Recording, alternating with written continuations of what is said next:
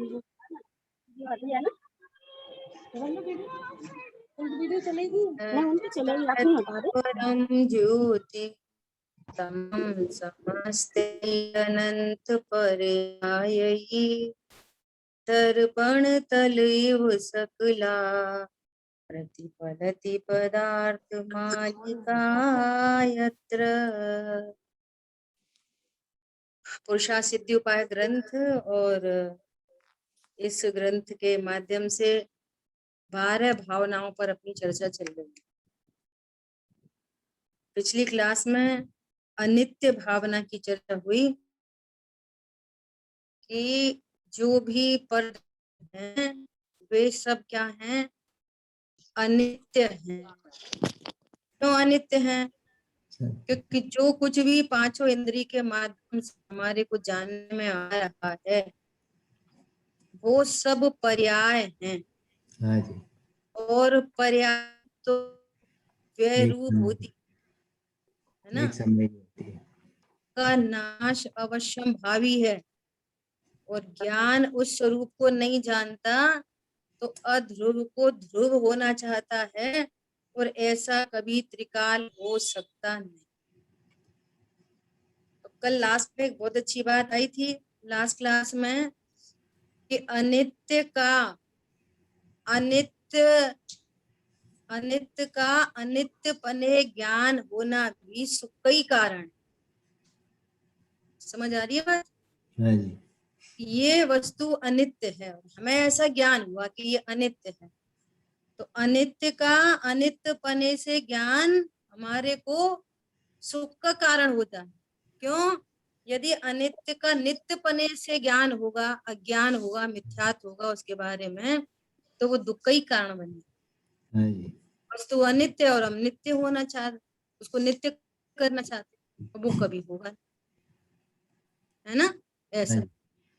उसमें और क्या विशेष बात आई थी कि वो सब कर्माधीन विनाशी, जो कुछ भी है वो कर्माधीन विनाशी है। और इम्पोर्टेंट बात कि जब तक उसका संयोग है तो उसको, मैं चूंकि ज्ञान स्वरूप हूं तो मैं उसका अभोक्ता तत्व हूं, और वो मेरे सुख दुख का हेतु नहीं, भोग पर करता नहीं सकता। तो जब ऐसे स्वरूप को जानते हैं, टोटल अप्रोच से उस अनित्यता की बात ख्याल में आती है और अपने स्वरूप की बात जानने में आती है, तो फिर आनंद होता है। पर लक्ष्य नहीं होता और स्व का लक्ष्य होता है। इस प्रकार से अनित्य पदार्थ का अनित्य बने ज्ञान होने से उसका लक्ष्य छूटता है और परिणति स्वभाव सन्मुख होती है। इसका अर्थ है कि आपने अनित्य भावना भाई, क्या बोला? अनित्य का अनित्य पने ज्ञान होकर पर द्रव्य का लक्ष्य टूटा और परिणति स्वभाव सन्मुख हुई है। हरी बात ख्याल में? और अनित्य का अनित्यपने ही ज्ञान हो और अपने स्वभाव का ज्ञान नहीं हो, तो जैसी पिछली क्लास में बात आई थी, तो फिर डिप्रेशन होता है। दुख है। हाँ, दुख। ऐसा आज अपन चर्चा करने वाले हैं शरण भावना। ये बहुत महत्वपूर्ण चर्चा आने वाली है। एंगल से अपन टोटल अप्रोच से इस अशरण भावना की चर्चा करेंगे। ठीक है? हाँ जी। देखो, श्लोक नंबर है 205 और पेज नंबर है 401। अशरण भावना। इस जगत में कोई किसी का शरण नहीं है, सभी प्राणी काल के अधीन हैं। देखो कितने व्यवहार के कथन आएंगे, कैसे उसमें से परमार्थ निकालना है। क्या बोले? सभी प्राणी काल के अधीन है, काल से बचाने वाला कोई नहीं है, कोई नहीं। देखो इसकी चर्चा करें। इस जगत में कोई किसी को शरण नहीं है। तीसरी गाथा में इस बात को क्या लिखा है कि विश्व में प्रत्येक द्रव्य अपने गुण पर्यायों में स्थित रहते हुए एक दूसरे पर उपकार करते हैं, कोई किसी को सहाय नहीं। दादा ने अनुशीलन में 12 भावना अनुशीलन में इस भावना का नाम असहाय भावना भी लिखा है। असहाय भावना मतलब कोई किसी को सहाय नहीं है। क्यों नहीं है कोई किसी को सहाय? क्योंकि प्रत्येक द्रव्य अपनी क्रम नियत परिणामों से परिणमता हुआ वो जीव जीव बना रहता है और अजीव अजीव बना रहता है। कौन किसको सहाय है? तो कोई किसी को सहाय नहीं हो सकता। पहली बात, कोई साथ नहीं देता है ऐसी बात नहीं है, कोई साथ दे सकता नहीं है, यही बात सही। ठीक बात। क्या बोला? एक तरफ साथ दे नहीं सकता। आपकी आवाज बहुत कम आ रही है कुशल भाई। ठीक करता हूँ दीदी। आपने कहा कि कोई सहायता देता नहीं, ये नहीं है। हाँ, कोई सहायता दे सकता दे नहीं, सकता नहीं। यही हाँ, ये बात सही। यही कोई दे सकता नहीं। ठीक है, एक बात हो, क्योंकि एक द्रव्य का दूसरे द्रव्य के बीच में अत्यंत अभाव है। अत्यंत अभाव। एक द्रव्य अपने क्रम नियत परिणामों से परिणमता है। एक बात हुई। दूसरी बात, अशरण भावना का स्वरूप समझने पर जब कोई किसी को सहाय नहीं हो सकता, कर नहीं सकता, तो फिर निमित्ताधीन दृष्टि छूट जाती। दूसरी बात, वस्तु स्वरूप ऐसा ही है कि कोई किसी को हेल्प कर नहीं सकता, कोई किसी का लाभ हानि दोनों नहीं कर सकता, तो फिर निमित्ताधीन दृष्टि का अभाव होता है और उपादान पर दृष्टि जाती। दो बातें। नंबर तीसरी बात क्या बोली? सभी प्राणी काल के अधीन है, काल से बचाने वाला कोई नहीं। अब ये काल की बात क्या आ गई? सभी प्राणी। अब प्राणी अर्थात ये अब आगम के परिप्रेक्ष्य में असमान जाति द्रव्य पर्याय की अपेक्षा से चर्चा की है ना? क्या चर्चा की है? कि भैया मणि मंत्र तंत्र बहु होई, मरते न बचावे कोई। जब काल आता है तो बड़े बड़े चक्रवर्ती, चक्रवर्ती से बली तिनकी नहीं टली, तो तुम कहाँ? अब क्या करिए? तुम क्या कर सकते हो भैया? जब काल आता है तो फिर कोई नहीं बचा सकता। तो ये असमान जाति द्रव्य पर्याय की सापेक्षता में मृत्यु की सापेक्षता में ये चर्चा आई। समझ में आ रही है? इसका अपेक्षा क्या है यहाँ पर? समान जाति की बात है। असमान जाति पर्याय की अपेक्षा से चर्चा आई कि इस भरे विश्व में कोई मरना नहीं चाहता, कोई नहीं मरना चाहता। अब वो मैं मरूं नहीं, इसलिए वो अनेकों उपाय करने तैयार है। कितने उपाय करने तैयार है? कुदेवादी को पूजने तैयार है, अभक्ष भक्षण के लिए तैयार है, अभक्ष भक्षण के लिए तैयार है, कुदेवादी को पूजने तैयार है, जादू टोना के लिए तैयार है, तंत्र मंत्र के तैयार है। ये वाला नग पहन लो, वो वाला नग पहन लो। कितने नग पहन लो कि आयु कर्म का भाव नहीं होएगा? बोलो।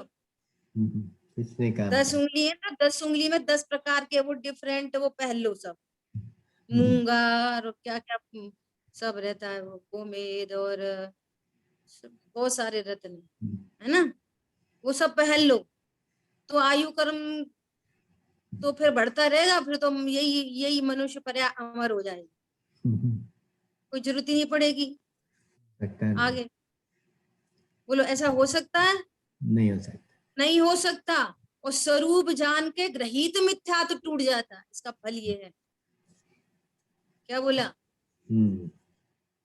इस चरण देह को बचाने के लिए कुछ भी करो।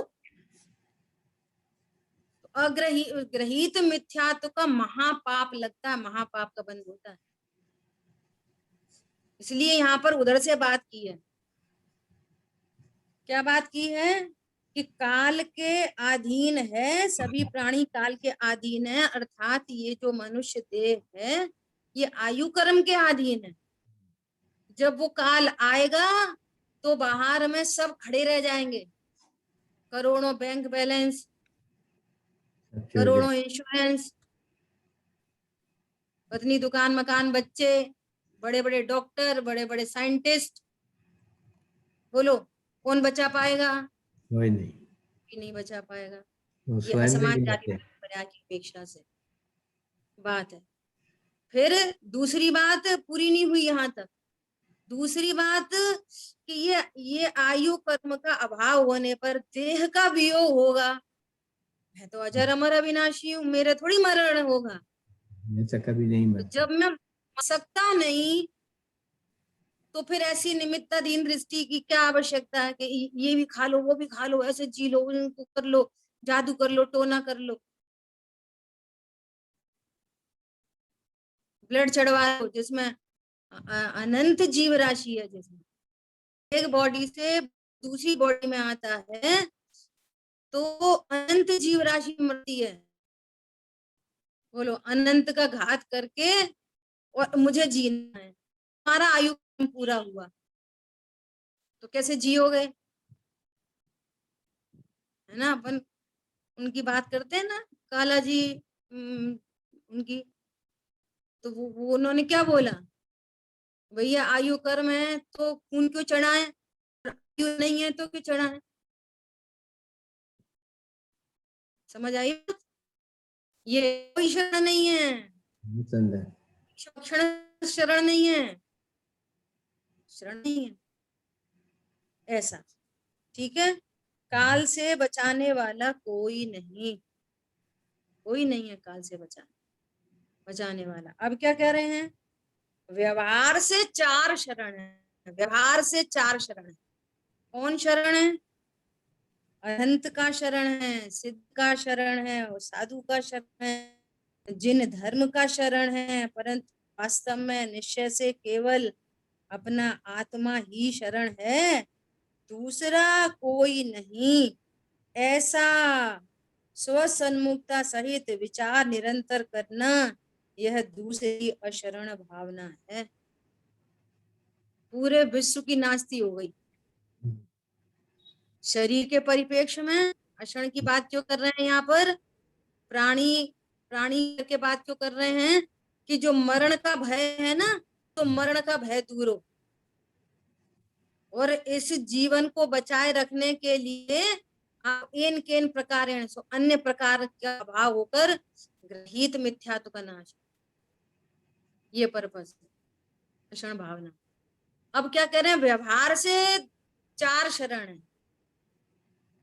अरहंते शरणम गच्छामि, सिद्धे शरणम गच्छामि, साहु शरणम गच्छामि, और फिर क्या है, बोलो, केवली पणतो धम्मम शरणम गच्छामि। केवली पड़तम धम्मम शरणम गच्छामि। और फिर क्या कह रहे हैं, ये 4 व्यवहार से शरण है, 8 से तो शुद्धात्मा शरण। अब प्रैक्टिकल अप्रोच की बात करो। बोलो शरीर में रोग हो गया, अब क्या करें, मर गए, अब क्या करें, मर गए, भैया हमें तो ये खिलाओ, वो खिलाओ, काढ़ा ऐसा, वो ऐसा, ऑक्सीजन ऐसी, सब प्लाज्मा, फलाना और ढिकाना, किडनी ट्रांसप्लांट, लीवर ट्रांसप्लांट वगैरह वगैरह वगैरह वगैरह। बोलो आपने अशरण भावना यहाँ पड़ी, शरीर में कोई भी असाध्य रोग हुआ, कौन? अरहंते शरणम गच्छामि। चाहिए अशरण भावना पढ़ने के लिए नहीं है, निर्णय करने के लिए। आज हम लोगों ने दोपहर में कवि संग्रह जी ग्रंथ की शुरुआत की है। हर ग्रंथ के मंगलाचरण में आपको पर्पस दे दिया, हर ग्रंथ के मंगलाचरण। क्या कह रहे हैं? जीवम जीवम दब्बम जिनवर बस हेड़ जेड़ दिट्टम। क्या बोल रहे हैं? अनंत भगवान ने जीव अजीव का स्वरूप कहा, जीवम जीवम दब्बम। क्यों कहा? क्यों कहा? इसलिए कहा कि तुम जीव और अजीव के स्वरूप को नहीं जानते, अर्थात स्व पर का विवेक नहीं है, इसलिए तुम्हें आत्मा की उपलब्धि नहीं है, इसलिए आप दुखी। सो यदि अपना कल्याण चाहते हो तो स्वाध्याय करना चाहिए। तो स्वाध्याय क्यों करना चाहिए? कि स्व पर के विवेक के लिए, आत्म स्वरूप को जानने के लिए, मैं आत्मा हूं ऐसा जानने के लिए स्वाध्याय करना चाहिए। बृहद द्रव्य संग्रह नहीं पढ़ना चाहिए। क्या बोला? पहले मंगलाचरण, पहली गाथा में पर्पस, स्वाध्याय का पर्पस क्या है? स्वाध्याय का पर्पस है कि मैं आत्मा हूँ ऐसा जानने के लिए है। ऐसा जानने के लिए स्वाध्याय करना चाहिए, शास्त्र पढ़ने के लिए स्वाध्याय करना चाहिए, ये नहीं है। ऐसा नहीं। ऐसे यहाँ पे कह रहे हैं अशरण भावना। अब बाहर में अब क्या करें, अब क्या करें, हम तो लूट गए, हम तो मर गए, हमें तो बहुत 1 करोड़ का लॉस हो गया, अब क्या करें, अब क्या करें? सुनो, अरंते शरणम गच्छामि, सिद्धे शरणम गच्छामि, साहू शरणम गच्छामि, केवली पड़तम धम्मम शरणम गच्छामि। ये पढ़ने के लिए है बस, चत्तारी मंगल पाठ भगवान को सुनाने के लिए, जीवन में उतारने के लिए। मैं उनकी शरण में जाता हूँ, मैं अनंत भगवान की शरण में जाता हूँ। नहीं, स्वरूप का निर्णय करने के लिए है ये। व्यवहार शरण की बात चल रही है ना अभी। कोई भी एनी टाइप ऑफ प्रॉब्लम, शरीर में रोग आदि हैं, अनंत भगवान की शरण में जाओ, वो व्यवहार से वही शरण है। अन्य मणि मंत्र तंत्र बहु होई, कोई शरण नहीं है विश्व में, मणि मंत्र तंत्र बहु होई, कोई शरण नहीं है। ये अशरण भावना की चर्चा चल रही है। व्यवहार की शरण भी तत्व निर्णय के लिए ही है, मैं अपने स्वरूप का निर्णय करने। वो शरण, अनंत भगवान की शरण में जाने का भी क्या अर्थ है? अगेन, कि उनके बताए हुए मार्ग पर चलकर अपनी आत्मा की शरण लेना, अनंत भगवान की शरण में जाना है। अनंत भगवान की शरण में जाने का क्या अर्थ है? अनंत भगवान ने जैसा वस्तु का स्वरूप बताया वैसा स्वरूप हमारे ज्ञान में भाषित हो, इसका अर्थ है आप अनंत भगवान की शरण में गए। दर्पण देखा, दाग दूर, भगवान को देखा, समझ में आई मैं जीव हूं। क्या बोला? भगवान को देखते रहे, सिद्ध भगवान को देखते रहे, सब ये ऐसा बोलते रहे कि चार परमेष्ठी शरीर सहित हैं और एक परमेष्ठी शरीर रहित हैं, और कोई समझ में नहीं आई कि मैं भी शरीर रहित हूँ। ये कह रहे हैं। क्यों? जो मार्ग है ना सुखी होने का, उधर से ही निकलता है। और सुनना ध्यान से कि जब भी किसी प्रकार की प्रॉब्लम क्रिएट होती है ना, परिस्थिति होती है, परिस्थिति, वो अपनी स्वस्थिति नहीं होती, और ज्ञान उसका लक्ष्य करता है। परिस्थिति का ज्ञान लक्ष्य करता है ओनली, वो परिस्थिति ज्ञान में नहीं आती, ज्ञान मात्र उसको जानता है। समझ आ रही है बात? और तीव्र कषाय उत्पन्न होती है, तो वो डायरेक्ट स्वभाव में नहीं जा पाता, तो उससे पूर्व में देवशाह गुरु एज अ प्लेटफॉर्म आना ही पड़ता है। तो देवशाह गुरु का लक्ष्य होते से ही वो आकुलता मंद पड़ जाती है। क्या बोला?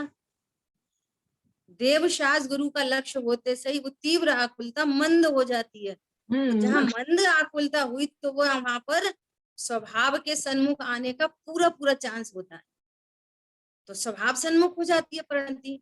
और ये कब होता है? जब पूरी बात हमने पूर्व में शांति के काल में आयुधशाला में शस्त्र चलाना सीखा होता है, तब। क्या बोला? तीव्र कषाय के काल में आयुधशाला में वो शस्त्र चलाना नहीं सीख पाते। समझ में आ रही है बात? ऐसा तो क्या बात चली अपनी? भगवंतों की शरण में गए, केवली पणत्तम धम्मम शरणम पवज्जामि, केवली पणत्तो धम्मम शरणम पवज्जामि। तो क्या अर्थ है उसका? भगवान ने कैसा धर्म बताया, भगवान ने कैसा स्वरूप बताया? ओहो, भगवान ने बताया मैं अशरीरी हूं, शरीर में रोग के काल में मैं अशरीरी हूं। तो फिर अपने स्वभाव से उन्मुख हुई परिणति। इसलिए क्या लिखा है? शुद्धात्म और पंचगुरु जग में शरणोद्भय। फिर आगे की लाइन बताओ क्या बताई थी? वे पंचगुरु क्या कहते हैं? तेरो शरणो तोय क्यों देखे मोय। हाँ, यह तेरा शरण तू ही है, ऐसा।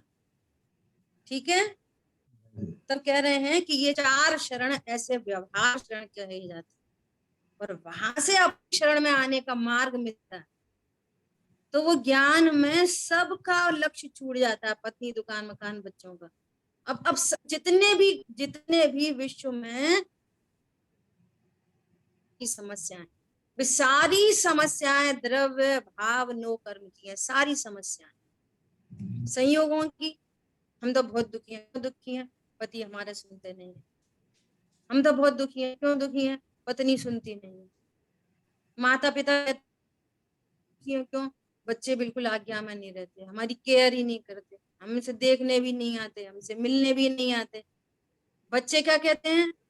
पेरेंट्स हमारी सुनते नहीं है, इनको पता ही नहीं है हमारी क्या जरूरत है, हम क्या कहना चाहते हैं, हमारी सुनते नहीं है। सारी समस्याएं इधर से हैं। अब इनका समाधान क्या है? अरंत अरंते शरणम गच्छा, अरंत भगवान की शरण में जाओ। अनंत भगवान बताएंगे तुम कौन हो, तुम्हारा क्या स्वरूप। अनंत भगवान को किसकी शरण है? उनके ज्ञान में उनके भूतकाल के माता पिता पत्नी वगैरह वगैरह सब दिख रहे होंगे। बोलो, ऐसा सब दिखने पर भी उनको कौन शरण है? स्वयं की। उनको शुद्धात्मा शरण है। जब अनंत भगवान को शुद्धात्मा शरण है तो तुम्हारे को कौन शरण है? अनंत भगवान के पास आते हुए इधर आ गए। ओहो, मैं असंयोगी तत्व, कौन की पत्नी, कौन पति, कौन बच्चे, कौन कच्चे, कौन माता, कौन पिता, मेरे में अकारण अकार्यत्व नाम की शक्ति है। ना मैं किसी का कारण हूं और ना मैं किसी का कार्य। मेरे को उत्पन्न करने वाला कोई नहीं और मेरे से उत्पन्न होने वाला कोई नहीं। समझ में आ रही है बात? बोलो कौन शरण है? अब उधर ही उपाय खोजता रहे, उधर ही उधर उधर उधर। वो शरण ही नहीं है, तुम उपाय क्या करोगे? ये अशरण भावना बता रही है। इतनी शरीर में बहुत रोग हो गया, दवाई डॉक्टर ये वो वगैरह वगैरह सब चर्चा हो गई। कौन शरण है? ये 4 शरण है। और वे शरण क्या बता रहे हैं? शुद्धात्मा शरण। शरीर में रोग आदि हो, किसको याद करना? 5 परमेष्ठी भगवंतों को याद करना। फिर वहां से किधर आना? इधर आना। समझ आ रही है बात? ऐसा ये अशरण भावना का अर्थ है। बहुत नुकसान हो गया, करोड़ों का लॉस हो गया, करोड़ों का लॉस हो गया। किधर जाना? अरे मुनिराज देखो, एक तिल तुष मात्र संग नहीं जिनके, और सुख का झरना बह रहा है। पूछो उनसे, हे प्रभु आप कैसे सुखी हो? साधु शरणम गच्छामि। समझ आ रही बात? पूछो आप कैसे सुखी हो? अरे तेरे पास तो दुकान है, मकान है, 2-4 करोड़ का नुकसान हो गया, फिर भी घर है, पत्नी है, बच्चे हैं, दवाई है, डॉक्टर है, कपड़े हैं, सब है, खाना है, सब है, बर्तन है, सब है। उनके पास तो कुछ भी नहीं है, फिर वो कैसे सुखी है? कैसे सुखी है? एक बार क्या हुआ, बहुत भीषण गर्मी थी, बहुत गर्मी, तेज गर्मी। जैसे यहाँ पर अभी चल रहा है, इसको बोलते हैं 9 तपा, 9 डेज होते हैं, हाईएस्ट टेम्परेचर के 9 डेज, इसको 9 तपा बोलते हैं। तो बहुत तेज गर्मी। तो ऐसी गर्मी में तो एक पुरुष नदी के किनारे खड़े, और उस नदी पर दिन भर लोग पानी पीने आते, पशु पानी पीने आते, जो आता सो पानी पीने आता। पेड़ भी जो खड़े हैं तो उनकी जड़ें भी उसी डायरेक्शन में मूव कर रही होती जिधर नदी का पानी है, जहाँ पे ह्यूमिडिटी है। 1 दिन हो गया, 2 दिन हो गए, 3 दिन हो गए। वो नदी विचार करने लगी, ये कैसा अद्भुत पुरुष है कि इतनी भीषण गर्मी है, हर कोई यहाँ, पशु हो, पक्षी हो, पेड़ हो, पौधे हो, मनुष्य हो, आते जाते वाले हो, हर कोई इतनी भीषण गर्मी में यहाँ पानी पीने आता है। कौन अलौकिक दिव्य पुरुष है कि इतनी भीषण गर्मी में ये मेरा पानी नहीं पीते? ओहो, इनके अंतरंग में जरूर कोई इस अथाह जल राशि मुझे नदी से भी कहीं अधिक शीतल ठंडा झरना बहता हो। कौन था वो दिव्य पुरुष? दिगंबर साधु। इस भीषण प्यास के काल में इनको कौन शरण है? ओहो, शुद्धात्मा शरण। समझ में आ रही है बात? जिनके पास धन मकान दुकान कुछ नहीं है, उनके शांति का आधार कौन है? इनको कौन शरण है? तो कह रहे हैं शुद्धात्मा शरण। आ रही बात समझ में? किसी भी प्रकार की बाहर में समस्या हो, कौन शरण है?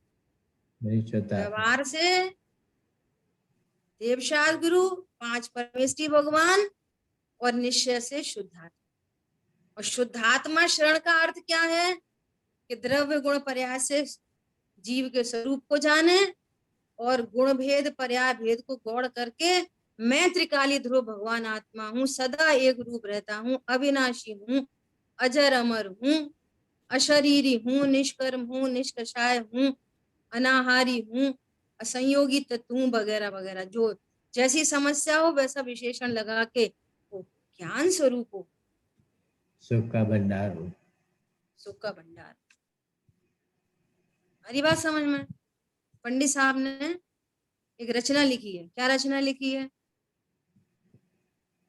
अशरण जग में शरण एक, शुद्धात्म ही भाई, धरो विवेक हृदय में आशा, पर की दुखदाई। ओहो, क्या बोला? धरो विवेक हृदय में। इस अशरण जगत में कोई शरण नहीं है, एकमात्र शुद्धात्मा शरण है। वो पंचगुरु शरण व्यवहार से हैं, वो तो उन्होंने भी इधर ही भेजा। उन्होंने बोला कि मैं स्वयं अपनी शुद्धात्मा की शरण में हूँ। 5 परमेष्टि पर्याय हैं, 5 सिद्ध पर्याय है, अनंत पर्याय है, अवस्था है, आचार उपाध्याय साधु अवस्था है, पर्याय है। ये 5 पर्यायों को शरण किसकी है? त्रिकाली ध्रुव भगवान आत्मा की। ये 5 पर्याय ध्रुव पे समर्पित। तो वो कह रहे हैं कि जब हम ध्रुव पे समर्पित हैं और तुम्हारे पास भी बना बनाया ध्रुव मौजूद है, तो तुम भी अपने शुद्धात्मा की शरण में जाओ। तो 5 परमेष्टि जो व्यवहार से शरण कहे जाते थे, तो अब वो भी गौड़ होके एकमात्र शुद्धात्म ही भाई। अशरण जग में शरण एक, शुद्धात्म ही। धरो विवेक हृदय में, आशा पर की दुखदाई। इस पे चर्चा करेंगे थोड़ी सी। आशा पर की दुखदाई, ये आशा पर की दुखदाई क्या होती है? आशा एक्सपेक्टेशन, पर से एक्सपेक्टेशन दुखदाई है। क्यों दुखदाई है? भैया हमने उनके लिए बहुत अच्छा करा, सुनना बहुत ध्यान से, हमने उनके लिए बहुत अच्छा करा, तो हम उनसे एक्सपेक्ट नहीं करें कि वो भी हमारे साथ अच्छा करें? बोलो, हमने जब अच्छा करा आपके साथ, तो आप हमारे साथ कैसा करना चाहिए आपको? व्यवहार। अरे बोलो। दीदी मूल में ही भूल है। हाँ, ये मूल में भूल है। सुनो ध्यान से, हमने जो उनके साथ अच्छा किया ना, अभी अपन आगम परिपेक्ष में बात करूं, हमने जो उनके साथ अच्छा किया ना, जो अच्छा करने का भाव उत्पन्न हुआ, भाव, तो वो जिस जीव की होती है, तो आगम में उस पर्याय को उसी का कहते हैं। तो तुम्हारे को जो हेल्प करने का उत्पन्न हुआ, सो वो भाव मैं पर की हेल्प नहीं, आपने अपनी हेल्प की। क्या बोला? मुझे क्या दुख, बोला? मुझे दुख हमने किसी के, हमने उनके ऊपर दया की। हाँ तो हमने नहीं अपनी नहीं नहीं, तुमने उनके ऊपर दया नहीं की, अपने ऊपर दया की। किसके ऊपर दया की? अपने ऊपर। अपने ऊपर दया की। हमें गुस्सा तो बहुत तेज आ रही थी, फिर हमने उनके ऊपर दया की, हमने सोचा छोड़ो, हम तो क्षमा करते हैं इनको। तो उनको क्षमा नहीं किया, अपने को क्षमा किया। समझ में आ रही है बात? अपनी आकुलता कम हुई। हाँ हाँ, ये आपको जो दया का भाव आया, आपको जो मंद कषाय रही, आपको जो क्षमा का भाव आया, उससे किसका लाभ हुआ? उस दूसरे का, मेरा। स्वयं को ही उस मंद कषाय से स्वयं को बचाया।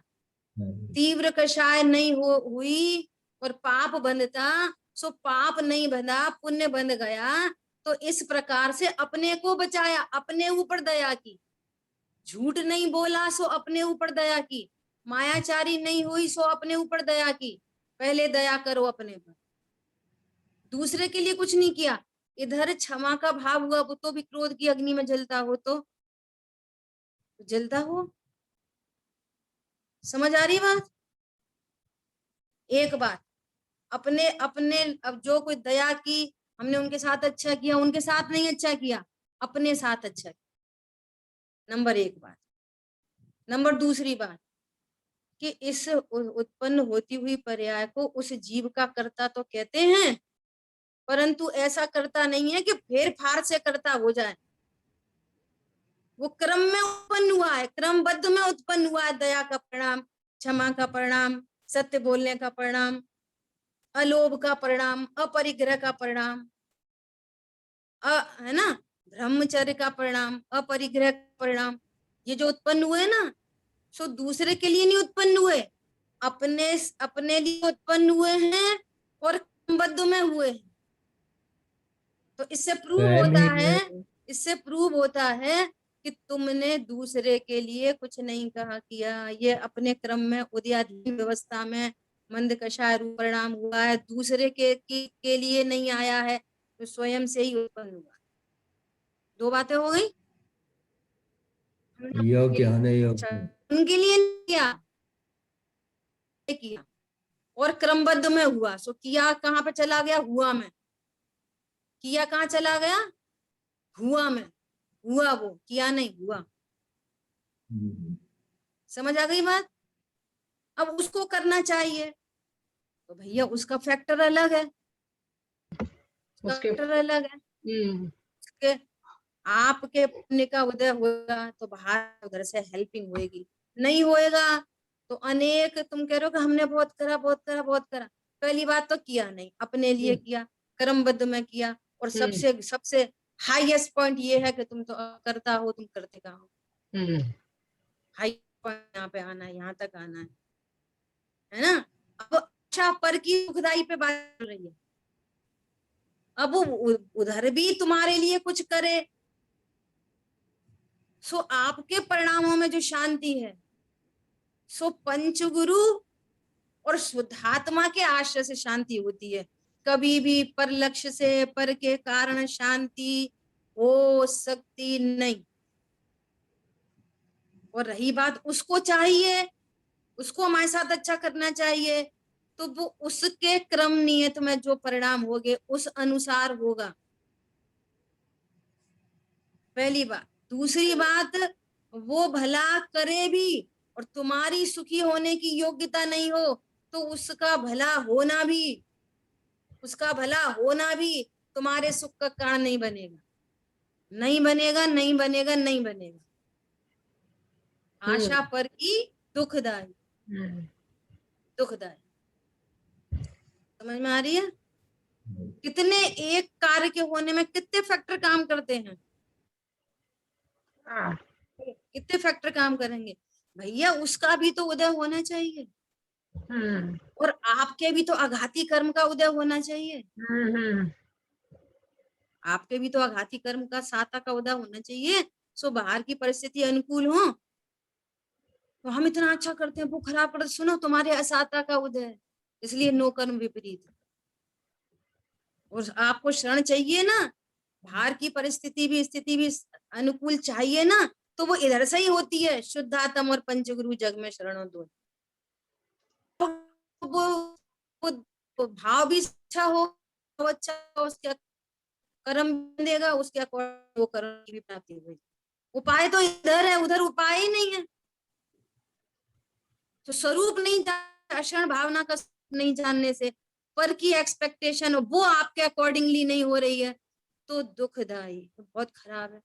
सुनते नहीं है, मानते नहीं है, ऐसा नहीं करते, वैसा नहीं करते, और यहाँ अपने को भी जाना और सामने वाले को भी जीव जाना, बोलो तो कोई एक्सपेक्टेशन नहीं है, एक्सपेक्टेशन नहीं है, सब जीव करता है। क्या बोला? होता स्वयं मैं जग का करता क्या काम, होता स्वयं जगत परिणाम, तू जग का करता क्या काम, होता स्वयं जगत परिणाम, कोई जग का करता क्या काम, कोई जग का करता काम। हम सब स्वयं प्रभु हैं, बस ज्ञान रस भरा है, चैतन्य राज अनुपम मणियों से सजा है। जो बहुआज्ञा में नहीं है वो भी चैतन्य राज अनुपम मणियों से सजी है। समझ में आ रही है बात? जो जो शत्रु दिखाई दे रहा है वो चैतन्य राज अनुपम मणियों से सजा है। ज्ञान स्वरूपी भगवान आत्मा है, गुंजाइश कहाँ है किसी को कम ज्यादा छोटा बड़ा देखने की। समझ में आ रही है बात? ऐसा आशा, आशा पर की दुखदाई, दुखदाई। इसलिए स्वरूप जानकर नो एक्सपेक्टेशन एट ऑल, होता जगत परिणाम, मैं जग का करता क्या, ये अशरण भावना कह रही है। हरी बात समझ में? हाँ जी, आज सुबह ऐसे ही बात चल रही थी तो एक उदाहरण से बात को समझने समझाने की बात चल रही थी। तो क्या बात चल रही थी? जीवंत उदाहरण है जो घरों में चलता है। कैसे कि समझो कि माँ बेटी ले लो, माँ गई बाथरूम में, उसने पतीले में रखा दूध, है ना, उसने बोला कि मैं नहाने जा रही हूँ, इस दूध को तुम देख लेना, ठीक है। अब होता स्वयं जगत परिणाम, कोई जग का करता क्या काम।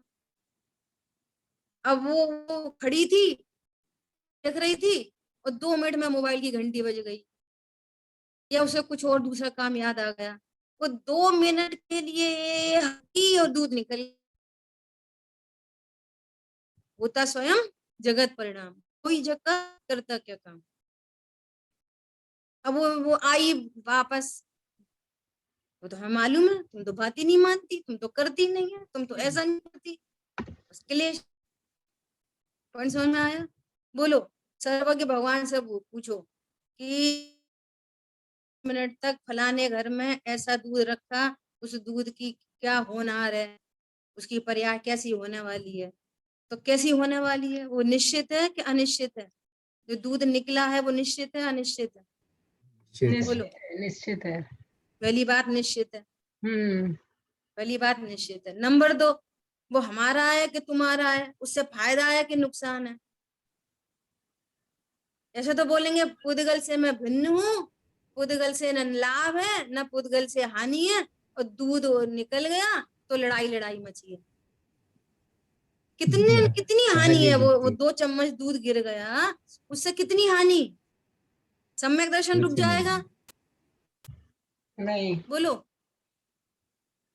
कैसी गजब बात है। एकदम तुच्छ बातों पे क्लेश ऐसे घर में रंगे बसे हैं। क्यों? जीवम जीवम दब्बम, जीव जीव के स्वरूप का पता नहीं है, स्वपर का विवेक नहीं है, जरा जरा सी फिजिकल थिंग्स पे इतने अमूल्य परिणाम बर्बाद होते हैं। जो परिणाम भगवंतों का आश्रय लेकर स्वभाव को जान सकता था, वो परिणाम पर का लक्ष्य करके कीचड़ में पड़ा है। क्या कहा? जो जो परिणाम हम स्वभाव का आश्रय लेकर देव शाह गुरु का लक्ष्य करके स्वभाव का आश्रय कर सकता था, वो पर का लक्ष्य करके कीचड़ में पड़ा है। बोलो, आप कल्पना करो, जिससे सेंसलेस कोई अर्थ नहीं निकल रहे, जिनसे कुछ भी अर्थ नहीं निकल रहा। अब इसको पॉजिटिव करो, तत्व ज्ञान में लेके आओ अक्षण भावना। अब वो तो खुद ही, जिससे मिस्टेक होती है तो वो खुद ही कर्ता बुद्धि से मरा जाता है। अरे यार मेरी गलती हो गई, मेरी गलती हो गई, मम्मी ने तो बोला था ध्यान रखना, मैं 2 मिनट के लिए उधर हो गई, उधर हो। वो तो पहले से ही उस कर्ता बुद्धि से परेशान हो गया और वो तत्व ज्ञान से बाहर निकल के आई। तो उसने क्या बोला? दूध निकल। अब मम्मी दूध निकल। तो एक तो एंगल ये है, तुम बेवकूफ हो, तुम्हें करना नहीं आता, तुमको तुम्हें पता है, तुम बात नहीं सुनती। एक तो एंगल ये है। दूसरा एंगल ये है, अच्छा कोई बात, ऐसी होना आती, तुझे कहीं लगी तो नहीं, तू जल तो नहीं गई? बोलो, कल्पना करो। अरे मम्मी मेरे, अरे कोई बात नहीं, तुम्हारी भूल से नहीं हुआ, ऐसी होना आती। और उल्टी बुद्धि क्या काम करती है? ऐसे तो बिगड़ जाएंगे सब। अरे नहीं बिगड़ेंगे, ये तत्व ज्ञान है, ये आनंद का मार्ग है। बोलो, अगर अपन ऐसी बात करेंगे तो वो रोज दो दूध उपना देगी। क्यों? नहीं नहीं नहीं दीदी, नहीं होता है। बोलो, गजब हो गई। यशोधर मुनिराज ने राजा श्रेणिक को बोला, हे राजा श्रेणिक, तुम ये उपसर्ग के करता नहीं। तो राजा श्रेणिक किस डायरेक्शन में चले गए? या मजे आ गए, हम तो बहुत उपसर्ग करेंगे, ये अर्थ निकलता है। नहीं निकलता है। ओहो, मैं करता क्या है? ज्ञानी हो गए। सब अनुकूल हो गए परिणाम से, तत्व ज्ञान से। आपके परिणाम में सबसे पहले स्वयं का फायदा, कि इस जगत में सारा परिणाम स्वतंत्र है, तो पर द्रव्य से कोई अपेक्षा नहीं कि सुधारे के बिगाड़े के क्या करे, होता स्वयं जगत परिणाम। पर की आशा नहीं रही, अब हो गया सुखदाई। समझ में आ रही है बात? सबसे पहले तो अपनी सुरक्षा हो गई, अपना भला हो गया सबसे पहले तत्व ज्ञान से। दूसरी बात, थोड़े 2-4 भ बचे हों उसके, तो लॉन्ग टर्म में देखें तो ऐसे परिणाम से ऐसे अपोजिट असाता के कर्म नहीं बनेंगे, कर्म नहीं बनेंगे, उदय में भी नहीं आएंगे, उदय में नहीं आएंगे, नो कर्म भी अनुकूल होएगा। अरे मेरी मम्मी मेरा कितना ध्यान रखती। समझ में आ रही है बात? नेचुरल, पूरी नेचुरल कंडीशन बन। सुख दुख कोई न बांट सके, यह परम सत्य जानो। तुमने अशरण भावना का स्वरूप नहीं समझा, तुमने ज्ञान स्वरूपी भगवान आत्मा का स्वरूप नहीं समझा, तो अज्ञान मोह राग द्वेष परिणति में उत्पन्न होते रहेंगे। तुम्हारे सुख दुख को कोई नहीं बांट सकेगा, नोबडी कैन। सुख दुख कोई ना बांट सके, यह परम परम सत्य जानो, परम सत्य जानो। कर्मोदय अनुसार अवस्था संयोगी मानो। कर्मोदय के अनुसार ये अवस्था बन रही है, तेरे मेरे कारण नहीं बन रही। पूर्व उपार्जित कर्म के उदय में, ये अघाती कर्म के उदय में बाहर की परिस्थिति बन रही है, और घाती कर्म के फल में वे परिणाम उत्पन्न, और उनसे भिन्न में भगवान आते।